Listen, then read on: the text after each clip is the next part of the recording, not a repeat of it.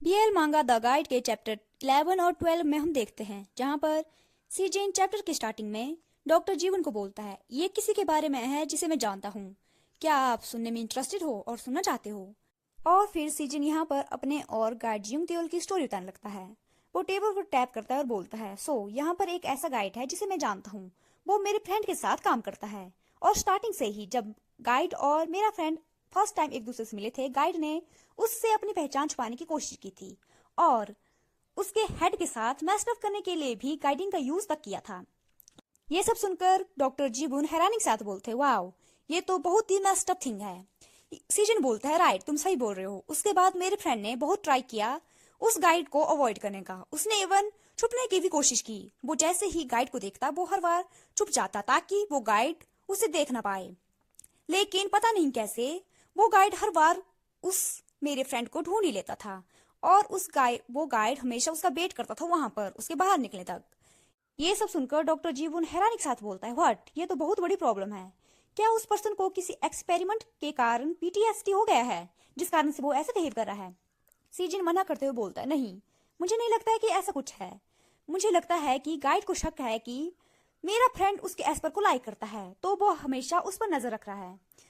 Esper word सुनकर doctor जीवन स्मिर करता है और बोलता है, ओ एस्पर, क्या तुम्हारा मतलब उस एस्पर से है जिसके साथ काम करने के लिए तुम एग्जाइल में गए थे, तुम्हारा लाइफ सेवियर।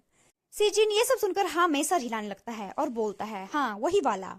और फिर बोलते बोलते रुक जाता है और सोचने लगता है कि यहाँ पर हो क्या रहा है। उसे जैसे ही समझ आता है वो पैनिक करने लगता है और बोलता है चिल्लाते हुए, व्हाट, क्या मैंने तुम्हें बोला नहीं था कि ये सब मेरे फ्रेंड के बारे में है। वो बहुत ज्यादा पैनिक करते हुए ये सब बोल रहा था। डॉक्टर जीवन टीज करते हुए बोलता है, ओ कम ऑन, मैं ही इकलौता तुम्हारा फ्रेंड हूँ। और बोलता है, तुम इसमें बहुत ज्यादा बुरे हो झूठ बोलने में। फिर वो सीजिन से पूछता है, सो व्हाट, क्या तुम एक स्पाइसी लव ट्रायंगल ड्रामा में फंस गए हो? क्या तुमने उसके एस्पर को सीड्यूस करने की कोशिश की है जिस कारण से वो तुम्हारा पीछा नहीं छोड़ रहा है? सीजिन बेचारा बोलता है, व्हाट, ये तुम क्या बोल रहे हो? ऑफ कोर्स नॉट, मैंने ऐसा कुछ नहीं किया है। फिर वो बोलता है, उनके बीच में अभी कोई बॉन्ड भी नहीं है, उन्होंने एक दूसरे के बीच में कोई बॉन्ड स्थापित भी नहीं किया है, लेकिन उन्हें देखने से लगता है कि वो एक दूसरे के काफी ज्यादा क्लोज है। और मैंने गलती से उस गाइड को बता दिया था कि उस एस्पर ने मेरी एक बार जान बचाई है, और वो भी हम दोनों की फर्स्ट मीटिंग में मैंने ये सब उसे बताया था। और मुझे लगता है कि उस मोमेंट के बाद उसे लगता है कि मुझे उसके एस्पर के प्रति कोई फीलिंग है, और वो भी रोमांटिक वे में। ये सब सुनकर डॉक्टर जीबून सोच में पड़ जाता है और फिर सीजन को बोलता है, तो तुम्हारे कहने का मतलब ये है कि वो पर्सन तुम पर निगरानी रखकर तुम्हें बॉन्ड करने की कोशिश कर रहा है पूरे टाइम से। वो तुम्हारी पीठ के पीछे एस्पर को तुम्हारे बारे में बुरी चीजें तो नहीं बता रहा है, राइट? सीजन कुछ समय के लिए सोचता है और फिर बोलता है, नहीं, मुझे नहीं लगता कि ऐसा कुछ है। लेकिन ये ऑब्वियस है कि गाइड को पसंद नहीं है मेरा एस्पर के आसपास रहना। जब भी वो मुझे उस एस्पर के साथ देखता है तो वो काफी ज्यादा फ्रस्ट्रेट हो जाता है। उसके बाद ये सब सुनकर डॉक्टर जीवून बोलता है, आई थिंक, मुझे लगता है कि मैं समझ गया कि इस सिचुएशन के बारे में ये सिचुएशन क्या है। ये सुनकर सीजन स्पार्कल आई के साथ जीवून की ओर देखकर बोलता है, क्या सच में? बताओ मुझे क्या है। फिर डॉक्टर जीवून डॉक्टर सीजन को एक एडवाइस देता है और बोलता है, जब भी वो गाय तुम्हारे आसपास हो तो ट्राई करना कि तुम उस एस्पर के साथ काफी ज्यादा अफेक्शनेट रहो, उसके साथ स्नेहपूर्ण तरीके से व्यवहार करो। अगर मैं सही हूं तो ये सब करने से सारी सिचुएशन स्पष्ट हो जाएगी कि बात क्या है। सीजन ये सब सुनकर फ्लिंच करता है और बोलता है, व्हाट, क्या ऐसा करने से सिचुएशन और ज्यादा खराब नहीं हो जाएगी? डॉक्टर जीवन बोलता है, किसे पता, शायद हमारे स्वीट डॉक्टर बीक अपने भले के लिए बहुत ज्यादा मूर्ख है। एनीवे, जिस चीज के बारे में तुमने मुझसे पूछा है मैं उसके बारे में पता करने की कोशिश करूंगा, और जैसे ही मुझे पता चलेगा मैं तुम्हें बता दूंगा।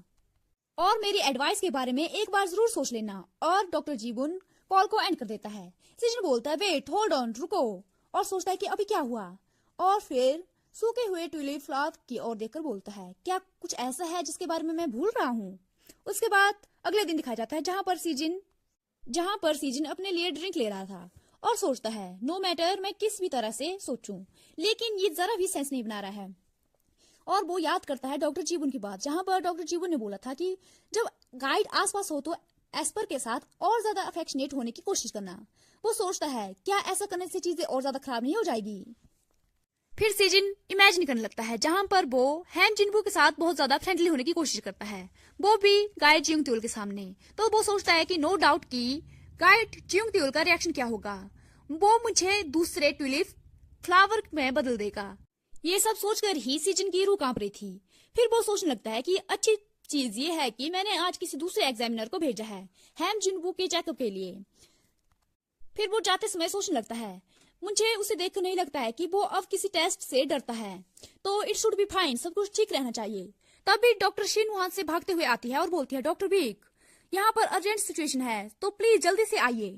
डॉक्टर शिन का ऐसा रिएक्शन देखकर सीजन चौंक जाता है और सोचने लगता है कि क्या हुआ होगा, और भागते हुए एग्जामिनेशन रूम की ओर जाने लगता है और सामने देखता है जहां पर मोटे कांच की परत टूट गई होती है और रूम के अंदर दिखाया जाता है जहां पर हैम जिनवू अंदर होता है और बहुत ज्यादा गुस्से में होता है। हैम जिनवू की सांसें फूल गई होती है, वो काफी ज्यादा हाँफ रहा था। वो कांच से बाहर की ओर देखता है जहां पर सीजन होता है। जैसे वो सीजन को देखता है वो अपना मुंह मोड़ लेता है। सीजन सोचने लगता है हैम जिनवू, एज पर हैम जिनवू को क्या हुआ है? अभी रिसेंट के जितने भी चेकअप हुए उसके दौरान तो ये बिल्कुल ठीक था, तो अचानक से इसे क्या हो गया? फिर सीजन वहां पर खड़े अपने कलीग से पूछता है क्या तुम लोग ठीक हो, तुम लोगों को चोट तो नहीं लगी? वो बोलते नहीं, हमने बहुत ज्यादा कोशिश की थी आपकी इंस्ट्रक्शन को फॉलो करने की। सीजन शिन के शोल्डर पर पैट करते हुए बोलता है ऑलराइट, कोई बात नहीं, जो इसमें इम्पोर्टेंट है वो ये है कि कोई इसमें घायल नहीं हुआ, हम बाकी के बारे में बाद में बात करेंगे। और फिर सीजन इसके बाद अंदर जिनवू के पास चला जाता है और पूछता है एज पर हैम जिनवू, आप ठीक तो है ना, आपको कोई चोट तो नहीं लगी? हैम जिनवू अपने सर पकड़ता है और बोलता है भाई, तुमने यहाँ पर आने के लिए इतना टाइम क्यों लगा लिया और तुम इतनी देर से क्यों आए? और फिर पूछता है और बाकी एग्जामिनर को क्या हुआ है, वो मेरे बारे में अचानक से इतनी ज्यादा केयर क्यों करने लगे हैं, इतना प्रिटेंड क्यों कर रहे हैं मेरे बारे में केयर करने की? सीजन जाकर उसके सामने बैठ जाता है और बोलता है एज पर हैम जिनवू, मैंने उन्हें स्पेसिफिक इंस्ट्रक्शन दी थी। इसके बाद सीजन जेंटली उसकी आर्म को पकड़ता है और बोलता है तुम इसकी वजह से बहुत ज्यादा सरप्राइज हो गए होंगे राइट? जुनवो अपने हाथों को क्लिंच करता है और बोलता है वो बस स्लिप्ड आउट हो गया, मेरी टेलीकिनेसिस अपने आप भड़क उठी। उसके बाद वो बोलता है उन्होंने एग्जामिनर ने अचानक से मेरा तापमान मापने की कोशिश की, मुझे लगा कि वो मुझे इंजेक्शन देने वाले हैं। सीजन उसके हाथों को पकड़ता है और बोलता है मुझे पता है उस सब ने तुम्हें डरा दिया होगा जिस कारण से ये सब हुआ, लेकिन अब सब कुछ ठीक है तो तुम्हें घबराने की जरूरत नहीं है। सीजन सोचने लगता है मैं बहुत ज्यादा केयरलेस हो गया था, स्पेशली जब मैं डायग्नोस्टिक एग्जामिनर हूं तो मुझे इतना ज्यादा लापरवाह नहीं होना चाहिए। और सोचने लगता है मैं अपने पर्सनल मैटर में इतना ज्यादा घुस गया था कि मैंने रॉन्ग डिसीजन ले लिया। ट्रॉमा एक दिन में खत्म नहीं हो जाता है, उसे टाइम लगता है। तभी हैम जिनवू सीजन के हाथों पर हाथ रखता है और बोलता है मैं किसी और से अपना चेकअप नहीं करवाना चाहता हूँ, किसी से भी नहीं, मुझे सिर्फ तुम चाहिए डॉक्टर और कोई भी नहीं। ये सब सुनकर सीजन फ्लिंच करता है और उसे पुरानी मेमोरीज याद आने लगती है जहां पर एक बच्चा हॉस्पिटल बेड पर होता है और वो डॉक्टर सीजन को बोलता है तुम इतना ज्यादा लेट क्यों हो गए हो? और फिर गुस्से से बोलने लगता है आई टोल्ड यू, मैंने तुम्हें बता दिया है कि मैं किसी और को नहीं चाहता हूँ, मैं सिर्फ तुम्हें चाहता हूँ ह्यूंग। फिर वो अपने हाथों को टाइटली स्क्वीज करता है। सीजन उसके हाथों को पकड़ता है और बोलता है मुझे माफ कर दो, आई एम सॉरी। पता नहीं क्यों पर यहाँ पर ये छोटा बच्चा मुझे गाइड जिंगट्यूल लग रहा है, शायद ये हो सकता है कि ये गाइड जिंगट्यूल हो। फिर प्रेजेंट में दिखाया जाता है जहां पर सीजन सोचने लगता है कि एक बच्चे ने मुझसे ये सेम चीजें बोली थी, क्या वो youth ability user research institute से है? मुझे इवन उस बच्चे का फेस भी याद नहीं है कि वो कैसा दिखता है। तभी हैम जिनवू सीजन के हाथों को टाइटली पकड़ता है और बोलता है डॉक्टर, क्या आप मुझ पर गुस्सा हो, क्या आप मुझसे नाराज हो? तभी सीजन होश में आता है और सोचता है स्ट्रेंज, इसने मुझे कुछ सेकंड के लिए किसी की याद दिला दी।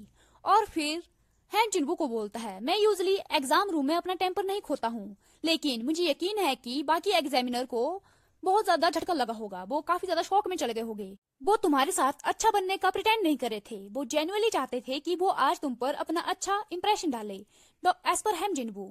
और फिर बोलता है जब तुम बाहर जाओ तो तुम उनसे माफी मांगना और कहना कि वो सिर्फ एक गलत फहमी थी और इससे किसी को कोई हार्म नहीं पहुंचेगा, ठीक है? हैम जिनवू अपने नेक को पकड़ता है और बोलता है ठीक है, मैं उनसे माफी मांग लूंगा। और बोलता है पीटीएसडी को पोस्ट ट्रॉमेटिक स्ट्रेस डिसऑर्डर भी कहा जाता है, जिसमें बहुत ज्यादा ध्यान देना पड़ता है और मुझे बिलीव है कि पीटीजी भी उतना ही इम्पोर्टेंट है, उसमें भी उतना ही ज्यादा ध्यान देना पड़ता है। पीटीजी को पोस्ट ट्रॉमेटिक ग्रोथ भी कहा जाता है और मुझे बिलीव है कि तुम ऑलरेडी उस प्रोसेस की ग्रोथ में हो, एज पर हैम जिनवू। लास्ट वीक के साथ कंपेयर करें तो तुम ऑलरेडी काफी लंबे रास्ता तय कर चुके हो, मैंने इस बार शायद कुछ ज्यादा ही जल्दी कर दी है, लेकिन अगली बार तुम्हारे चेकअप के लिए किसी और को बोला जाएगा और वो ही तुम्हारा चेकअप करेंगे। और जब ये सब होगा तब तुम्हें उसे as a part of recovery देखना पड़ेगा और तब तक वहां पर रुकना पड़ेगा जब तक तुम ठीक न हो जाओ और उसके लिए रेडी ना हो। ये सब सुनकर जिनवू क्लिंच करता है। फिर सीजन बोलता है कैसा रहेगा अगर तुम फिलहाल के लिए एग्जामिनर को सिर्फ हेलो बोलो तो? जुनबोन मम्बल करने लगता है और बोलता है, मुझे इसकी क्या जरूरत है जब तुम मेरे पास हो तो, और फिर जाकर सीजन को हक कर देता है। जुनबो सीजन के शोल्डर पर सर रखता है और बोलता है, अगर तुम यहाँ पर हो तो मुझे किसी और की कोई जरूरत नहीं है। ये सुनकर सीजन सरप्राइज हो जाता है और फिर चौंकते हुए बोलता है, एज पर हैम जुनबू मैं। तभी जुनबो सीजन के बाजू को टाइटली पकड़ता है और बोलता है, तुम्हें याद है तुमने मुझे प्रॉमिस किया था कि तुम मेरा अच्छे से ख्याल रखोगे। ये सब सुनकर सीजन थोड़ी देर के लिए सोच में पड़ जाता है और सोचता है, हाँ मैं चीजों को जल्दबाजी में नहीं कर सकता हूँ, एक टाइम पर मैं सिर्फ एक स्टेप ले सकता हूँ। और फिर जुनबो को बोलता है, ऑल राइट, तो फिर अगली बार मैं स्टार्टिंग से ही यहाँ पर हूँगा तुम्हारे चेकअप के लिए, लेकिन इसके बदले में तुम्हें दूसरों को हेलो बोलना होगा और उनसे माफी भी मांगनी पड़ेगी आज के आज। ये सब सुनकर जुनबो बोलता है, ठीक है मैं कर लूंगा ये सब। फिर सीजन खड़ा होता है और जुनबो को बोलता है, ऑल्सो ये एग्जाम रूम इसमें बहुत ही बुरी हालत में है, हमें कुछ भी स्टार्ट करने से पहले इसकी क्लीनिंग करनी पड़ेगी, इसकी साफ सफाई करनी पड़ेगी। तभी जुनबोन सीजन को फोन देते हुए बोलता है, डॉक्टर ये लो यहाँ पर। सीजन फोन को पकड़ता है और हैरानी के साथ उस फोन में देखने लगता है और बोलता है, रीडिंग लिस्ट, क्या तुम्हारी प्लानिंग चेकअप के दौरान रीड करने की थी? और फिर कुछ देर के लिए सोचने लगता है। फिर वो उस रीडिंग लिस्ट में टाइटल को पढ़ता है जो था a forbidden affair with my teacher, teacher के साथ फॉरबिडन अफेयर। सीजन को ऐसा पढ़ते देखकर जुनबोन अपनी हंसी को रोकने की कोशिश करता है। सीजन रीड करने लगता है और बोलता है, टीचर तुम ऐसा नहीं कर सकते हो। और फिर वो उस स्टोरी को रीड करने लगता है। वो बोलता है, मेरे प्रोफेसर का हिडन डिजायर और प्रोफेसर की बैड और सेंसिटिव साइड। फिर वो जिनबो की ओर देखता है और बोलता है, जिनबो क्या तुम्हारा टीचर के साथ कोई अनरिजॉल्व ट्रॉमा रहा है जिसके कारण से तुम्हारी हर स्टोरी में टीचर होता है? ये सुनकर जुनबो जोर जोर से हंसने लगता है। सीजन जुनबो को घूर कर देखने लगता है। जुनबो बोलता है, मैं तो बस जोक कर रहा था, मैं मजाक कर रहा था, सिर्फ और सिर्फ मजाक। फिर सीजन घूरते हुए उस स्टोरी की ओर देखने लगता है और बोलता है, तुम हमेशा अश्लील चीजें ही रीड करने के लिए लाते हो। उसके बाद जुनबो को दिखाया जाता है जो अब रिलैक्स हो गया था और उसके फेस पर एक बड़ी सी स्माइल दिखाई जाती है। फिर सीन चेंज होता है और अगले दिन दिखाया जाता है जहां पर सीजन के सामने हैम जिनबू और जिंगट्यूल दोनों बैठे थे। वो नर्वसनेस के साथ सोचने लगता है, मुझे इस जॉब में क्यों ही फंसना था जहां पर मुझे ये सब सहना पड़े। और सोचता है, स्टिल ऑर्डर तो ऑर्डर ही होते हैं, मैं बस अपने हायर अप को अफेंड नहीं कर सकता हूँ। और फिर जुनबो और जिंगट्यूल को बोलता है, क्या तुम दोनों ये कह सकते हो कि तुम दोनों एक दूसरे के लिए स्पेशल हो? वो दोनों एक दूसरे को देखने लगते हैं। फिर गाइड जिंगट्यूल बोलता है, हाँ तुम ऐसा कह सकते हो। उसके बाद हैम जिनबू भी बोलता है, आफ्टर ऑल ऐसा हर दिन नहीं होता है जहां पर तुम अपनी लाइफ को किसी और के हाथों में छोड़ दो। ये सब सीजन राइट डाउन करने लगता है और बोलता है, आई सी, मैं समझ गया। फिर सीजन उन दोनों को बोलता है, वेल देन जब तुम दोनों एस्पर और गाइड दोनों ही एस रैंक तक पहुंचने वाले हो तो मैं चाहता हूं कि मैं तुम दोनों से कुछ क्वेश्चन पूछूं और ये सारे क्वेश्चन प्रोसीजर के होंगे, तो मैं आशा करता हूं कि तुम दोनों इसे ज्यादा पर्सनली नहीं लोगे। तभी जिंगट्यूल बोलता है, ये ऑलरेडी पर्सनल फील हो रहा है। सीजन को गुस्सा आने लगता है लेकिन वो अपने गुस्से पर कंट्रोल करता है और फिर उन दोनों से पूछता है, क्या बॉन्डिंग कुछ ऐसा है जिसे तुम दोनों कंसीडर करते हो? लेकिन सामने से कोई रिस्पॉन्स नहीं आता है और पूरा रूम साइलेंस में चला जाता है। सीजन अपना सर उठाता है और उन दोनों को देखने लगता है। वो दोनों हैम जिनबू और जिंगट्यूल भी उसकी ओर सीजन की ओर घूर कर देख रहे होते हैं। सीजन उन दोनों को ऐसा देखकर नर्वस होने लगता है और फिर हैम जिनबू और जिंगट्यूल एक दूसरे को देखने लगते हैं। तभी सामने से सीजन बोलता है, मुझे पता है कि ये बहुत ज्यादा अजीब लग रहा है सुनने में, लेकिन मैं तुम्हें दिलासा देता हूँ कि ये सिर्फ पार्ट ऑफ प्रोसेस है। तभी सामने से आवाज आती है, ऑफ कोर्स। सीजन बोलता है, आई एम सॉरी, और हैरानी के साथ उन दोनों की ओर देखने लगता है। गाइड जिंगट्यूल एस पर हैम जिनबू को शोल्डर से पकड़ता है और अपनी ओर खींचता है।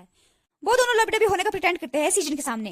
हैम जिनबू शर्माते हुए बोलता है, oh come on, you are not supposed to answer that, तुम इसका रिप्लाई देने वाले नहीं थे। क्या ये चीज इसे और ज्यादा एम्बैरेसिंग नहीं बना रही है जितना कि ये ऑलरेडी है?